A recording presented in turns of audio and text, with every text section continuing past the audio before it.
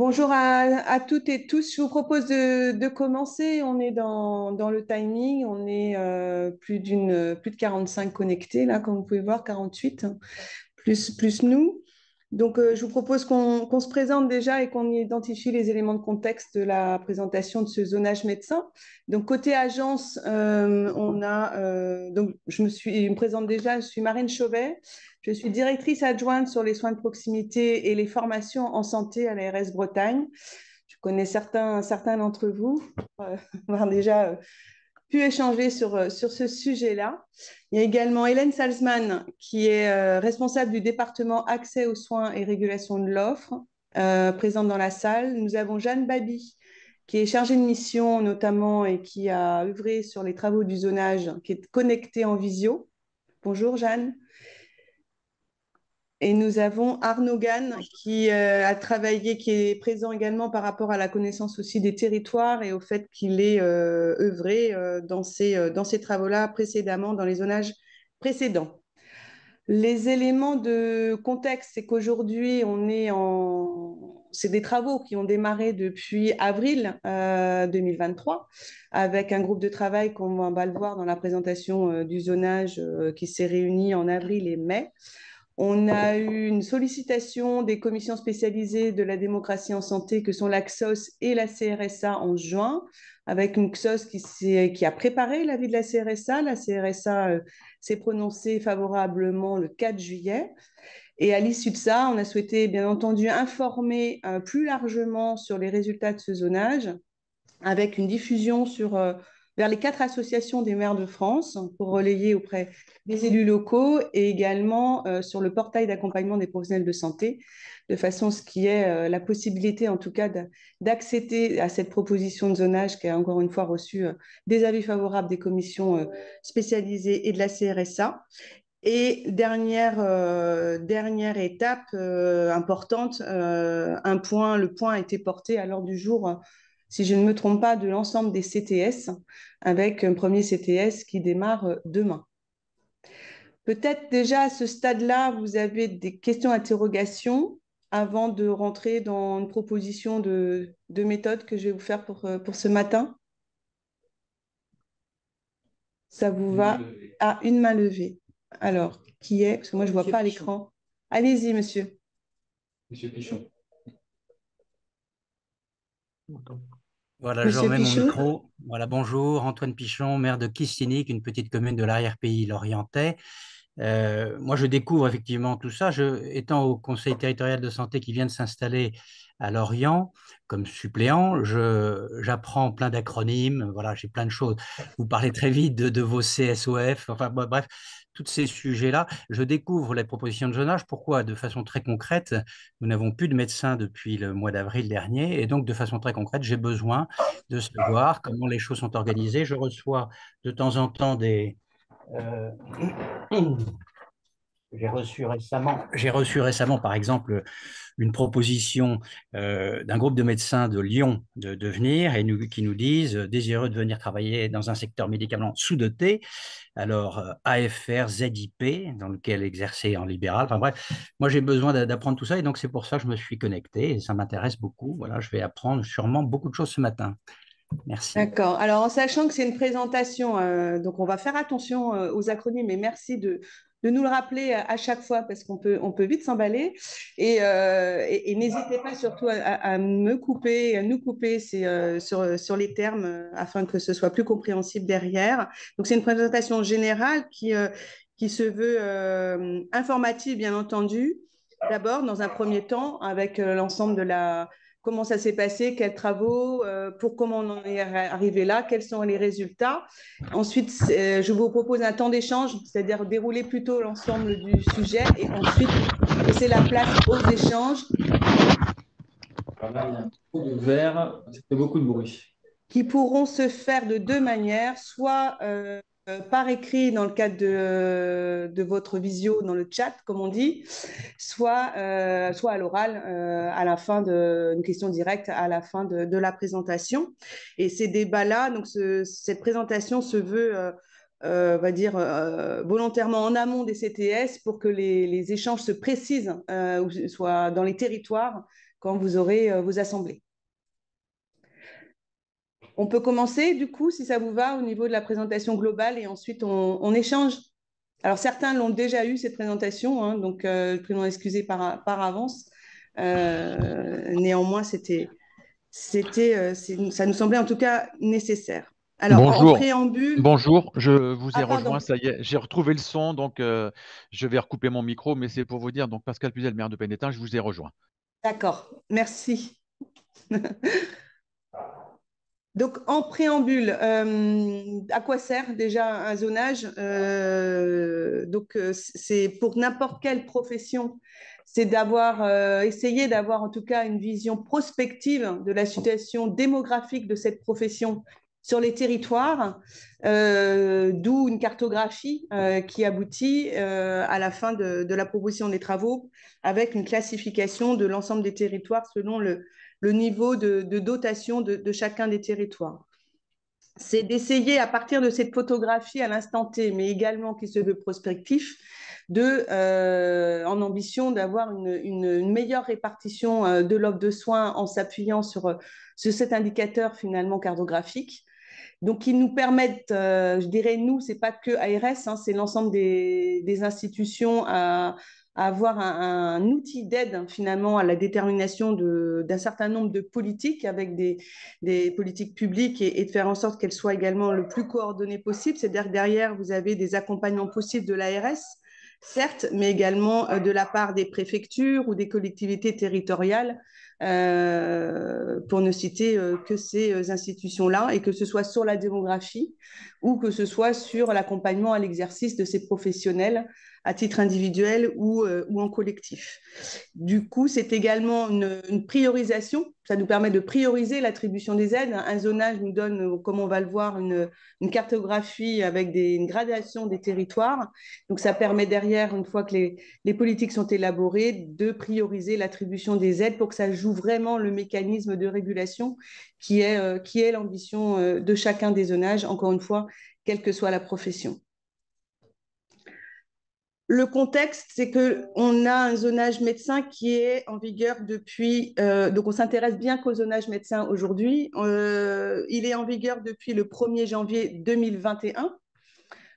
Il doit être révisé selon le Code de la santé publique tous les 3 ans.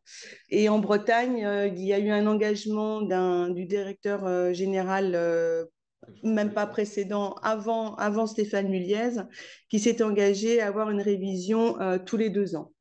D'où cette proposition de révision cette année, et compte tenu de la forte attente à chaque fois des élus, bien entendu, et des professionnels de santé. Il faut éviter de le réviser trop vite de façon qu'il y ait une certaine stabilité et de pouvoir en mesurer les effets. Donc, d'où le souhait des 3 ans par le législateur, mais 2 ans est également une période qui est suffisamment longue pour en mesurer les effets et courte aussi, mais qui suffit pour... Enfin voilà, c'est pas trop rapide pour pouvoir faire ces révisions-là.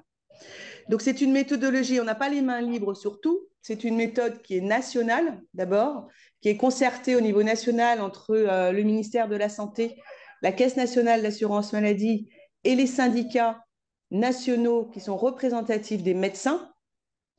Et à l'issue de cette méthode a été, nous on avait déjà publié Zonage en janvier 2021 et il y a une méthode qui est parue à nouveau le 1er octobre 2021. Donc, comme on venait de le réviser en janvier, on a pris l'option de ne pas le réviser au bout de 6 mois, ce qui aurait été un peu difficile à comprendre de la part des professionnels comme des élus, mais qu'on est aujourd'hui dans cette révision, cette fenêtre de tir de 2 ans après janvier 2021. Donc, on a pris en compte, bien entendu, cette méthode nationale et l'objectif, mais qui n'est pas que national, vous verrez qu'on a une marge de manœuvre en région. L'objectif, c'est de publier le nouvel arrêté. Alors, au départ, c'était l'été 2023, fin 2023, fin août, pardon, 2023, puisque la CRSA s'étant prononcée en juillet, le 4 juillet, on pouvait, 2 mois après, publier le zonage. On a souhaité, compte tenu que c'était la période estivale, de décaler cette information et continuer à avoir ces échanges pour permettre d'avoir un zonage qui soit publié au 1er octobre plutôt que fin août, début septembre. Ensuite, sur la méthode nationale. Donc, on a, comme les années passées, 3 types de zones par région en fonction des besoins. Donc, ça, c'est valable pour toutes les régions, hein. Donc, les zones d'intervention prioritaire, le mot ZIP qu'on a entendu tout à l'heure, qui sont des territoires qui sont éligibles aux aides à la fois de l'assurance maladie, c'est ce qu'on entend par aide conventionnelle, les aides de l'assurance maladie, négociées au niveau national, les aides des agences régionales de santé et les aides fiscales, ainsi que les aides des collectivités territoriales. Deuxième niveau de zone, les zones d'action complémentaire qui sont moins en difficulté que les zones d'intervention prioritaire, où là, ce sont des territoires qui sont également éligibles à des aides, les aides de l'ARS dans leur ensemble et par les collectivités territoriales également. Les aides de l'assurance maladie ne sont valables que sur les zones d'intervention prioritaire. Et enfin, les zones de vigilance, qui sont des territoires non éligibles aux aides à l'installation, des territoires qui, pour certains, présentent certaines difficultés, mais qui, là encore, sont dans des difficultés nettement moindres que les 2 territoires précédents et qui fait que les aides permettent d'avoir une meilleure répartition justement sur le territoire et de jouer cette régulation qui est proposée par le zonage. Alors, les prérequis, ça c'est au niveau national. Les prérequis nationaux, il y a 2 choses sur lesquelles on ne peut pas normalement déroger. Enfin, c'est pas normalement, c'est la maille territoriale. Pour toutes les régions françaises, c'est le territoire de vie santé qui a été retenu. C'est un bassin, grosso modo, un bassin de vie hein, qu'on appelait donc de l'INSEE. Et en Bretagne, on a 183 territoires de vie santé. Et également un indicateur qui est la part de la population régionale au-delà de laquelle on ne peut pas aller pour être classé en zone d'intervention prioritaire. Donc la Bretagne, qui est une des régions, je dirais, les plus favorables hein, sur le plan de la démographie médicale, a le 2e taux, si je ne me trompe pas. Je regarde Hélène et Arnaud, le 2e taux, le 2e pourcentage le plus bas des régions françaises pour mettre la population, enfin pour évaluer le pourcentage de la population qu'on peut mettre en zone d'intervention prioritaire. Il représente 11,5% de la population bretonne. Donc, on ne peut pas mettre plus de 11,5% de la population bretonne dans les zones d'intervention prioritaire. C'est très important pour la suite. Alors, l'évolution de la méthode, pour ceux qui ont bien en tête le zonage 2021, on n'a plus d'imposition de territoire par le niveau national, c'est-à-dire qu'on avait des territoires qui nous étaient soit imposés en zone d'intervention prioritaire, soit en zone de vigilance. Ce n'est plus le cas, donc notre marge a agrandi. Et on a possibilité également de compléter la méthode nationale de critères régionaux, on va dire ça comme ça, basés sur des données au 31 décembre 2022, et donc d'avoir des données actualisées par rapport à la méthode qui a été réalisée sur des données un peu moins actuelles. Donc, l'acronyme APL, je ne souhaite pas rentrer dans le détail, c'est un indicateur qui était, on va dire, qui est proposé dans le cadre de la méthode nationale et qui était celui retenu en 2021, qui est le résultat de beaucoup d'indicateurs, c'est l'agrégation de beaucoup d'indicateurs en termes de temps d'accès, en termes de densité, en termes de que l'on ne prend plus, qu'on a décidé en région parce qu'il n'était pas actualisé. Donc, on a pu préférer prendre des données actualisées tout en prenant des critères régionaux qui sont les mêmes. Au niveau régional, du coup, on a travaillé, comme à l'habitude, avec un groupe de travail qui est composé de l'URPS, donc l'Union régionale des professionnels de santé des médecins libéraux, du Conseil régional de l'Ordre des médecins, des 4 conseils départementaux de l'Ordre des médecins, la préfecture de région, la région, les 4 départements étaient également invités, l'assurance maladie était partie prenante, les représentants des internes également, l'association des remplaçants au niveau régional et l'association régionale des maires a également été invitée. Ce groupe s'est réuni en avril et en mai avec une proposition de travail, de résultats déjà basée sur une méthode qui a été largement éprouvée en 2018, puisqu'on avait cette marge de manœuvre avec le national dès 2021. La méthode régionale qu'on avait déjà proposée avait été plébiscitée et entendue et travaillée d'ailleurs avec les représentants que vous voyez sur le support. Donc, du coup, nous avons proposé de reprendre cette méthode et d'actualiser les données au 31 décembre 2022 pour être au plus proche de la réalité et avoir les perspectives à 2 ans, voire 3 ans même, qui nous permettent de travailler.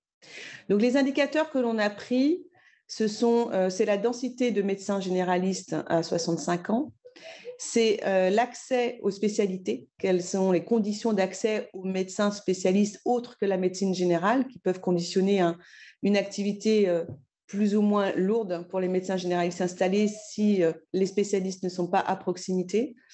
Quel est également le temps d'accès au service des urgences? Est-ce que les médecins généralistes peuvent s'appuyer sur un service d'urgence, même pour des besoins qui ne sont pas d'urgence vitale, mais qui nécessitent un appui de confrères des services urgentistes?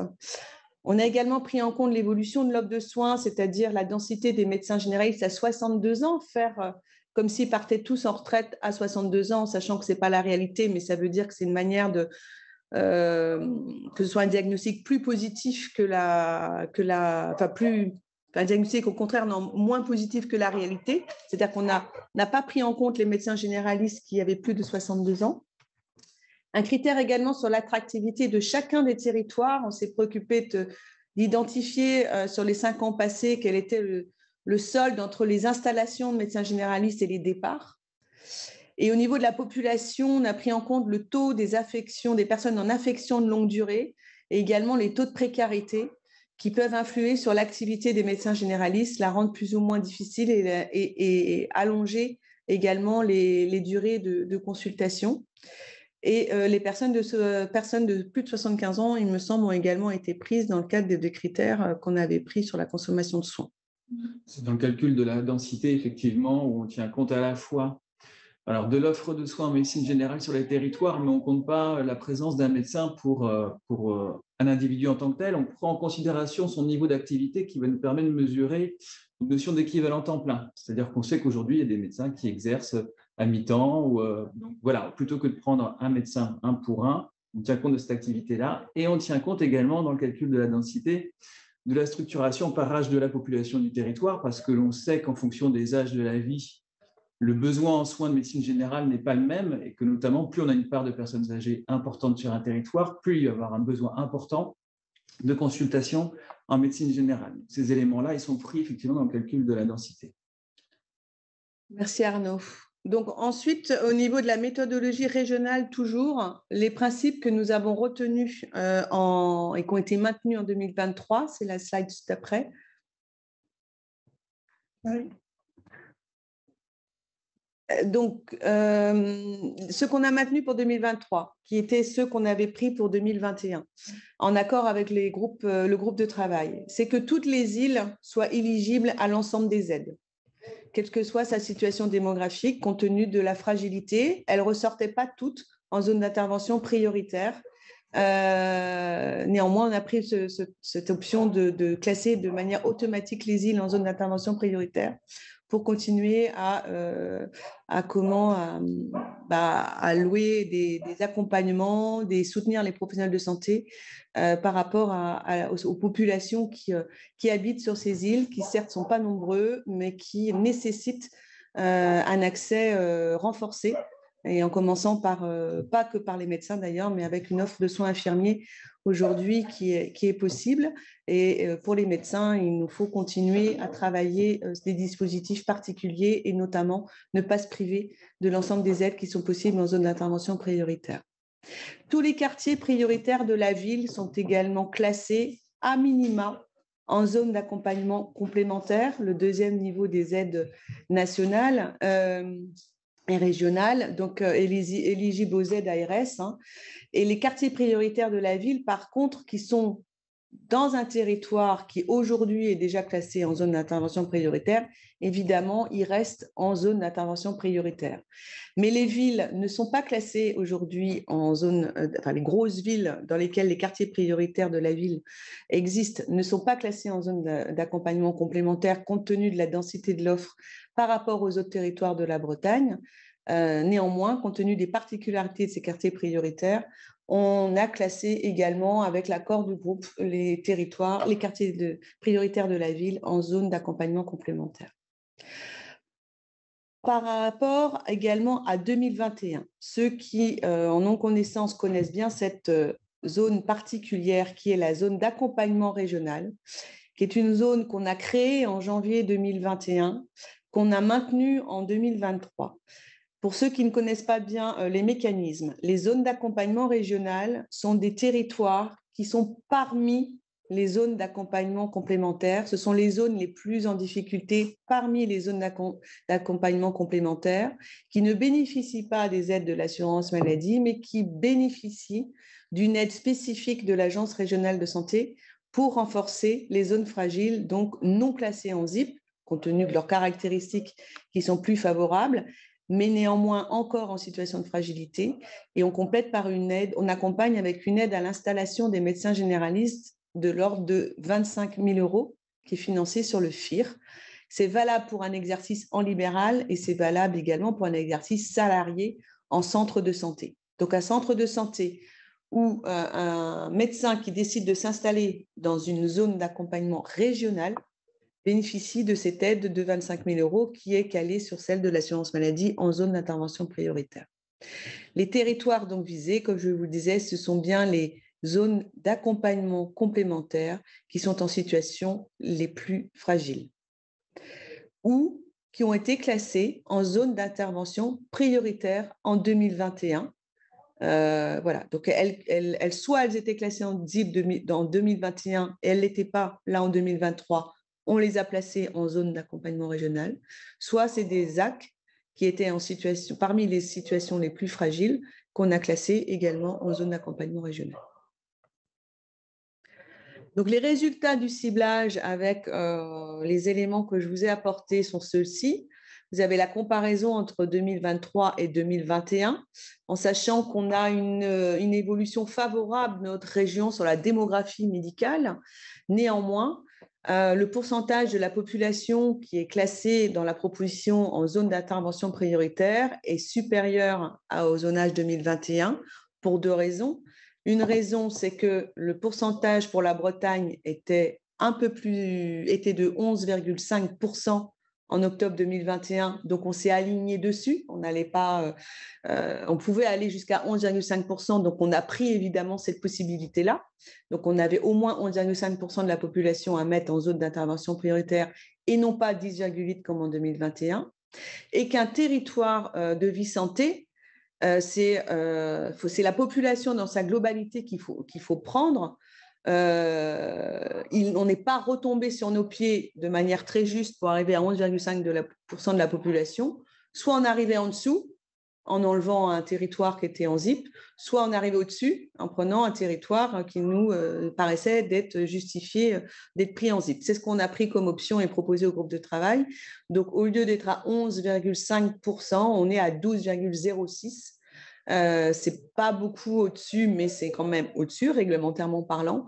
Mais c'est un choix de la directrice générale d'être un peu au-dessus plutôt qu'un peu en dessous. Sur les zones d'action complémentaire, on a, dont les zones d'accompagnement régional, on est à 30% en zone d'action complémentaire, dont 12% en zone d'accompagnement régional et on est à 58% en zone de vigilance. Donc, vous voyez un peu plus qu'en 2021, ce qui s'explique par la densité médicale qui est un peu plus favorable qu'en 2021. Donc, au niveau cartographique, la carte de 2021 a été celle-ci, avec les zones rouges qui sont matérialisées, qui sont les zones d'intervention prioritaire. Les zones orangées foncées sont les zones d'accompagnement complémentaire. Et les zones assurées sont les zones d'accompagnement régional. Les zones blanches étant les zones de vigilance. Donc, ça, c'est la carte en vigueur aujourd'hui. le zonage, donc photographiez là bien, puisqu'on n'a pas réussi à y mettre côte-côte, c'est dommage, mais en 2023, le résultat est le suivant. Alors, elle est plus claire, mais donc vous voyez qu'il y a un nombre de zones qui étaient avant en zone d'intervention prioritaire qui passent en zone d'accompagnement régional. Alors, sur la carte, c'est peut-être pas facile mais je la vois bien en Centre-Bretagne, là. Donc, ça veut dire que la situation s'est un peu améliorée, mais néanmoins, cette zone qui aurait dû passer en zone d'accompagnement complémentaire, on la maintient en zone d'accompagnement régional. Et on a, on va dire, une petite amélioration globalement, même si le pourcentage de la population est un peu supérieur, on a une amélioration qui se justifie, enfin, qui se vérifie et qui se traduit aussi par les territoires qui ont eu une amélioration. Certains, mais là je me retourne plus vers Hélène et Arnaud, ont été amenés à être déclassés, c'est-à-dire ils étaient en zone d'accompagnement complémentaire, ils sont passés en zone d'intervention prioritaire. Donc on a eu les deux cas de figure, hein. Dans certains territoires, une situation qui s'est améliorée, et dans d'autres territoires où la situation s'est plus dégradée. Néanmoins, et sans vouloir rentrer dans la technique, le système de scoring pour ce zonage 2023 a été plus favorable, on va dire on est descendu un peu plus bas dans les territoires à retenir en ZIP qu'en 2021. Ça nous a permis d'avoir des seuils, on va dire, de difficulté, des seuils de fragilité qui étaient un peu moins forts en 2023 qu'en 2021, mais qu'on a quand même pu mettre en zone d'intervention prioritaire. En termes de calendrier, on est donc au mois de septembre. On a mis les grandes échéances, mais que vous connaissez puisque je vous les ai rappelées tout à l'heure. Donc, avril et mai, le groupe de travail s'est réuni. Le 20 juin, on a sollicité la commission spécialisée de l'organisation des soins, l'AXOS, l'acronyme que j'ai dit en introduction tout à l'heure, pour préparer l'avis de la conférence régionale de santé et de l'autonomie, la CRSA, qui s'est réunie, comme je le disais, le 4 juillet, qui a donné un avis favorable, qui a suivi donc l'avis de l'AXOS et qui a donné un avis favorable le 4 juillet. Et fin juin, on a lancé donc, alors ça, quand on est en XOS ou en CRSA, on est en consultation réglementaire. Là, il y a l'Union régionale des professionnels de santé médecins qui a également été sollicitée, qui a donné un avis favorable à la fin août. Là. Et fin juin, on a lancé la concertation, c'est-à-dire la possibilité pour d'autres acteurs, et en particulier les maires et autres élus, de réagir, de pouvoir poser les questions, s'interroger sur son territoire. Et on a encore le mois de septembre pour recueillir ces éléments qu'on a commencé par ailleurs à recueillir et à répondre. Et ce sera finalisé fin septembre pour une publication au 1er octobre. J'en ai terminé. Je vous remercie de votre attention.